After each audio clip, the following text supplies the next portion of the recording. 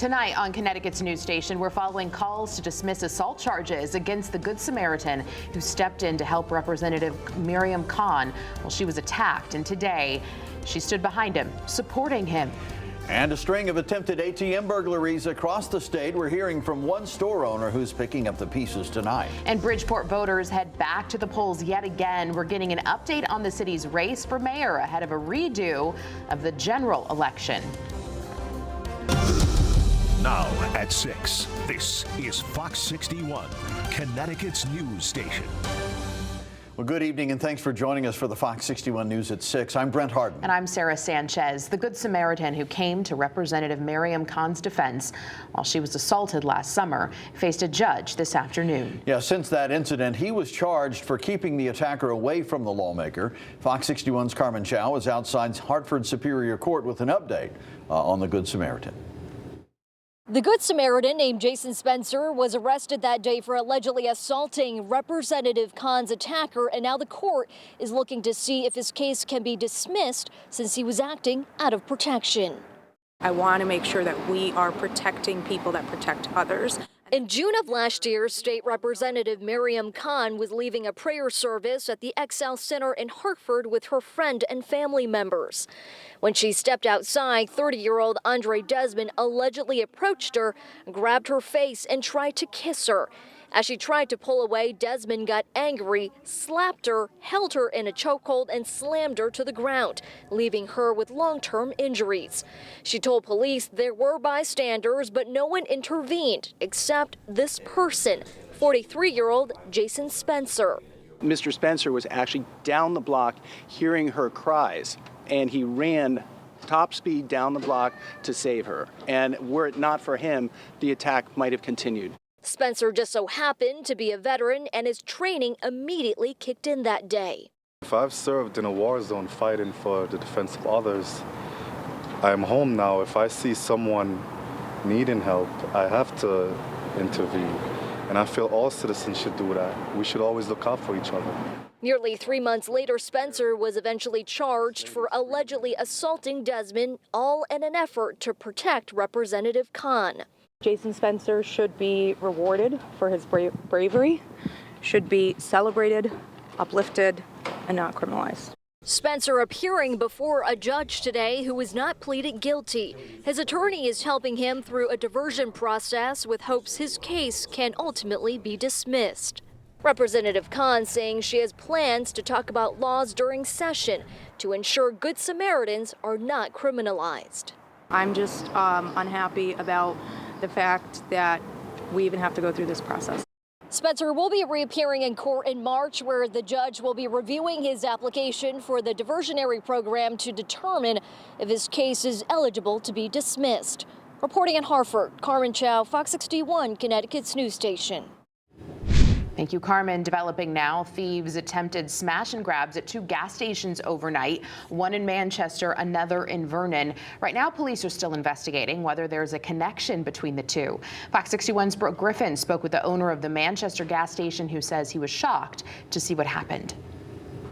Well, here at the Manchester location, as you can see, there's a lot of damage done. Now, while those thieves did not successfully get the ATM, obviously there's a lot of cleanup before all of this returns back to normal. The mobile Manchester owner says around 1:30 this morning, 3 people backed up to the mobile gas station, smashed a window, then hooked up a rope to the ATM to try to pull it right out the window. They were unsuccessful in snagging the machine or any of the money inside, but caused a whole lot of damage instead. They break that door, that window, and they break everything, and they didn't find anything, and they left. After just 3 minutes, the group unhooked the rope and drove away, later trying the same scenario at the Valero in Vernon, but no damage was visibly evident there. The Manchester gas station owner says they're cleaning up, then boarding up, but keeping the shop business as usual. We just want to repair that glass window, and we clean it up. Everything is ready to go. And the agencies investigating both of those crimes from this morning say they're not sure if they are related at this time. That is something that they're working to learn. But if anyone has any sort of information, you can call the Manchester or the Vernon police departments. In Manchester, Brooke Griffin, Fox 61, Connecticut's news station. Thank you, Brooke. New tonight, Colchester police have made an arrest in connection to an armed robbery at a gas station. Police say Daniel Reardon robbed the Gulf Mart on Middletown Road on Friday. He was taken into custody on drug and resisting an officer charges Saturday and then charged yesterday in connection to the robbery. Then during processing, Reardon refused to have his fingerprints taken and was given an additional charge. He's being held on $150,000 bond. Time for a check on the weather. When will the gloomy days end? Chief Meteorologist Rachel Frank joining us now with the answer. Rach? It's coming, I promise. We've got 2 more days of the clouds before the sun returns. Hey, just in time for the weekend, so that's nice, right?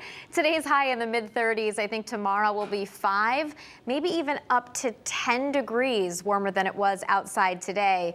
But again, we achieved that without much in the way of sunshine. Nothing showing up on the radar outside tonight. We'll see overnight lows dropping back into the upper 20s to right around 30 degrees. The last few nights we've had really fine flurries, almost the equivalent of drizzle, but in the winter time, and that is possible in a few communities tonight into early tomorrow. So there might be a couple sneaky slippery spots, but not everywhere. Otherwise, it's another mostly cloudy day, but look at these numbers. By noon, we're close to 40 degrees, which is already warmer than it was at any point during the day today, and we could climb into the low and even mid 40s as we head through the afternoon. Following that, there is a chance for an isolated rain or snow shower heading into late Thursday night and Friday morning. We're going to talk more about that, plus the sunshine that follows for the weekend. Your full forecast coming up.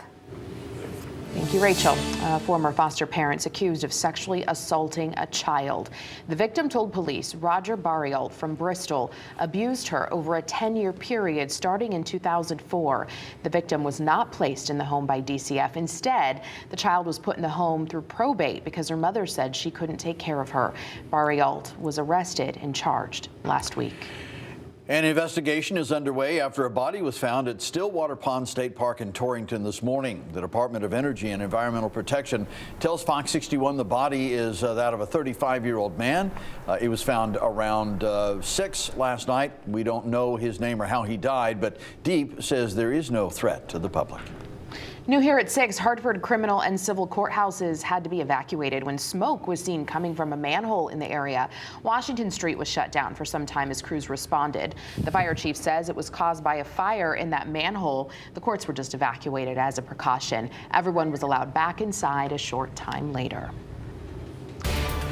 For the 4th time in 6 months, voters in Bridgeport will be asked to head back to the polls. And that's because today, mayoral candidate John Gomes announced he is staying in the race, forcing a redo general election. But does he have a viable path to victory? Fox 61's Matt Caron looks into it.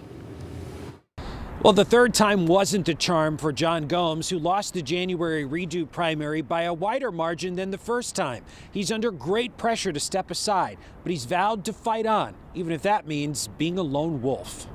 John Gomes! John Gomes!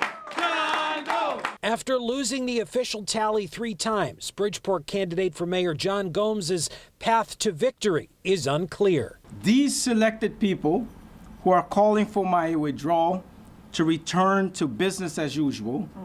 No.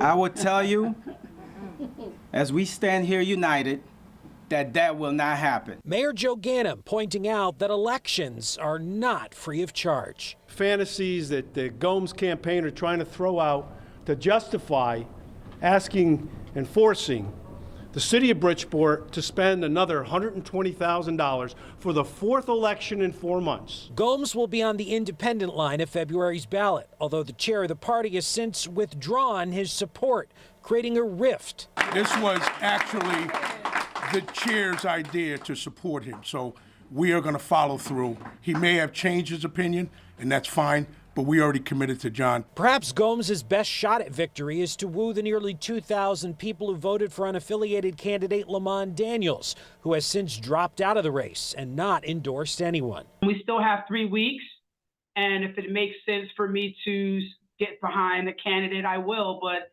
at this point in time, we have decided not to. Mayor Joe Ganim, who originally said he will ask the courts to intervene to avoid a February redo election, now says that's not his fight. My fight is to say, between now and then, I will do everything we can to ensure that people know, one, there is likely going to be a new election on February 27th, and people need to come out and vote. Governor Ned Lamont's office sent Fox 61 a statement calling Ganem's win decisive, saying the governor is ready to turn the page. For him to now come and make a statement, perhaps my question would be, where was he on September when all the evidence surfaced? Meanwhile, despite 2 election monitors to oversee the count, the Office of the Secretary of the State said it still uncovered 14 absentee ballots that had not been opened, mistakenly mixed in with the inner and outer envelopes. And now the Gomes campaign is lobbing new claims of in-person voting irregularities. We were inundated with calls from our supporters who voted for the primary and the general election for me, that showed up to vote and couldn't vote because mysteriously their affiliation was changed. I don't know. It's hard to understand sometimes where he's going with some of the things he says. Mayor Ganem is claiming there's a legal issue with Gomes remaining on the independent line on the ballot. Gomes saying that is not the case. Gomes says he wants lawmakers to tackle the issue of election security in the upcoming session. Mayor Ganem would not directly answer that question. Reporting in Bridgeport, Matt Caron, Fox 61, Connecticut's news station. Well, new tonight, Governor Lamont unveiling his first legislative proposal of the year. The governor calling on lawmakers to eliminate license application fees required for workers to obtain certain jobs in the education, child care, and healthcare fields. Lamont says he hopes the change will encourage workers to seek jobs in fields that have a lot of available openings. If passed, the proposal would save workers about $3.5 million each year. Still to come here on the news at 6, the federal